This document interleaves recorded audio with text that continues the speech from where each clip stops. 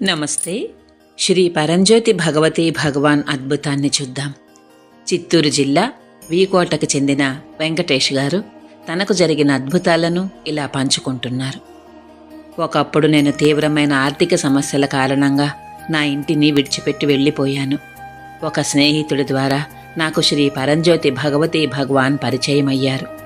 కొన్ని రోజుల్లోనే golden rock దగ్గర చేసిన సామూహిక ప్రార్థనల ద్వారా నా ఆర్థిక సమస్యలు వారి దైవానుగ్రహంతో అద్భుతంగా పరిష్కరించబడ్డాయి.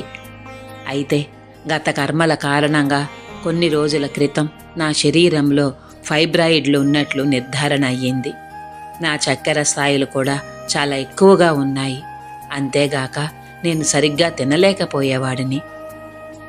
నన్ను ఆసుపత్రిలో చేర్చారు. వైద్యులు వెంటనే శస్త్రచికిత్సను సూచించి దాని ఖరీదు దాదాపు 5 లక్షల రూపాయలని చెప్పారు. మరుసటి రోజు నా తల్లి ఆశీర్వదించిన దైవిక నీటిని తెచ్చి సత్యలోకంలోని గోల్డెన్ రాక్ వద్ద సామూహిక ప్రార్థనలకు ఏర్పాటు చేశారు.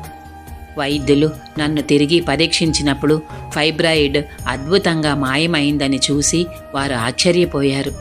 నా చక్కెర స్థాయిలు సాధారణ స్థితికి వచ్చాయి. నేను ఎటువంటి శస్త్రచికిత్స చేయించుకోకుండానే ఆసుపత్రి నుండి ఇంటికి తిరిగి వచ్చాను. ఇదంతా శ్రీ పరంజ్యోతి భగవతి భగవాన్ యొక్క అనంతమైన అనుగ్రహం వల్లనే జరిగింది. ఈరోజు నేను నా కుటుంబంతో ఆరోగ్యకరమైన సంతోషకరమైన జీవితాన్ని గడుపుతున్నాను.